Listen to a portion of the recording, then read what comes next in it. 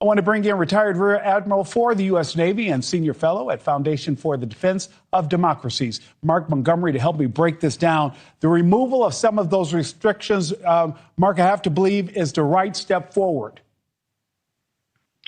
Nick, thanks for having me, and I agree completely. We got in a position where DJI, a Chinese drone company, and Autel, another one, controlled 80+% of the U.S. commercial market. And what it made is that eventually leaked its way into the military and into the governmental system, so that for a while the military was buying Chinese drones. That's been banned by Congress for about 4 years now, and so they're out of the military.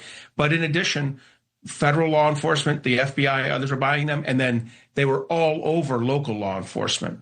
And so what happened is you had these Chinese drone systems proliferating throughout our military and our first responders. And one other thing, our critical infrastructure providers were buying these. So Chinese drones were spending their days mapping our critical infrastructure, in theory, looking for flaws for the energy company, water companies, rail systems, things like that. But in practice, potentially providing a complete mapping of our networks back to China, because they had communications for maintenance purposes back and forth to China. So it's a very significant issue for us that China had got such a dominant position in the drone market. And if they were dominant with us, Nick, they were dominant in Europe, they were dominant in Asia with our allies. And Mark, I'm glad you said that, because I don't know if people at home understand exactly what the DJI was, but those were the drones that people were buying, like at Walmart. They were everywhere.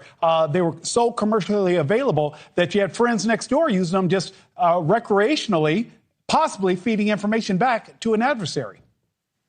Well, that's exactly right. I ran our operations and our war planning for our Indo-Pacific Command, all our forces out in the Pacific.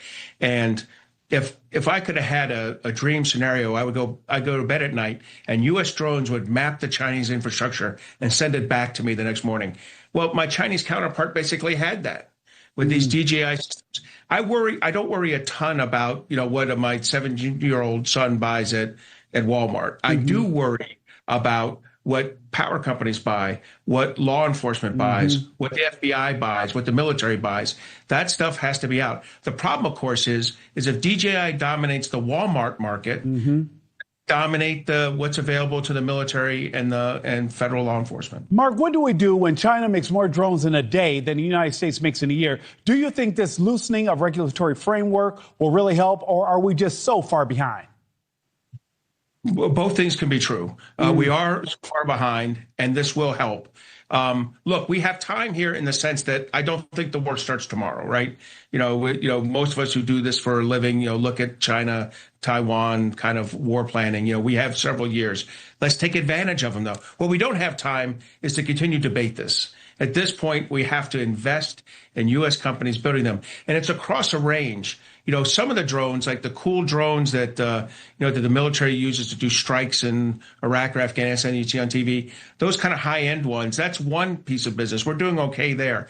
It's at the medium and low end where you're using them for tactical surveillance on the battlefield. What we've seen in Ukraine with Russia, and with Russia against Ukraine, that is where we're really lagging. And so that's where I'm hoping Secretary Hegseth and President Trump's direction will lead to a more plentiful market, a more competitive market, with U.S. companies participating and eventually dominating with the development of surveillance, reconnaissance, and attack drones. Mark, I've got about 30 seconds left, but the idea of opening it up to U.S. markets, of course, totally understand, and two things can be true at the same time. But should we be concerned about the regulations being removed entirely? They were put in place for a reason. What adverse impact could this have?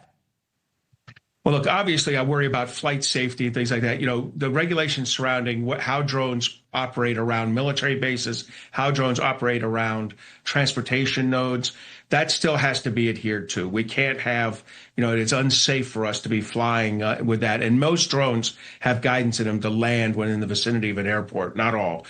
So we have to be careful with that. But, and then there's rules about how far an unmanned can go, aircraft in the United States. I'm okay with loosening those, because we really have to give American companies some opportunity to develop and win in this emerging technology. Develop and win in this emerging technology. Rear Admiral Mark Montgomery, thank you so much, sir.